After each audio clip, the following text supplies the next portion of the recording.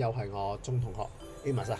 咁咧今次咧呢段片咧要同大家分享下啦。咁啊嚟緊仲有2日，咁啊係我哋思源學習嘅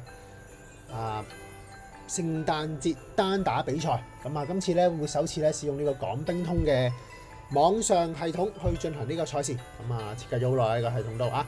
咁啊事不宜遲，我哋開始我哋嘅抽籤啦。咁啊而家屏幕見到嘅咧就係我哋嘅網上系統啦，呢個賽事嘅資料。咁啊嗱，呢度有啲參賽球員名單，咁啊睇咗先啦，係啦。咁啊一共今次有21人參賽。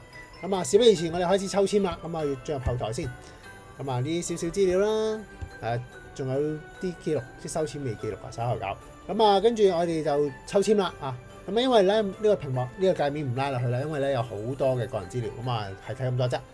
咁啊然之後賽程安排，咁啊嗱，現時咧係未刪賽程㗎。好啦，咁我哋開始處理啦。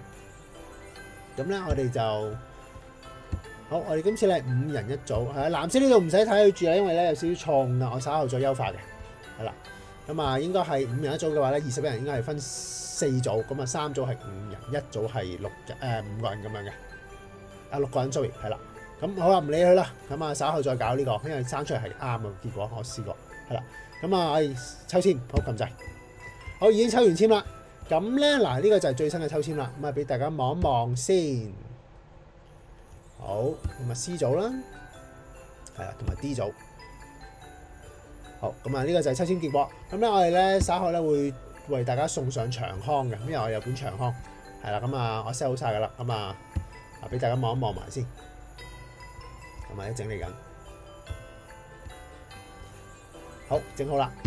好，咁一個長康咧就已經準備好啦。咁啊有齊晒大家嘅一啲參賽資料啦、啲分子啦，係啦，咁啊淘汰賽啊嗰啲位置都有齊啦。咁稍後會送上俾大家望一望今次嘅長康。咁今次嘅抽籤就到呢度啦。咁啊祝大家聖誕節快樂，新年快樂，拜拜。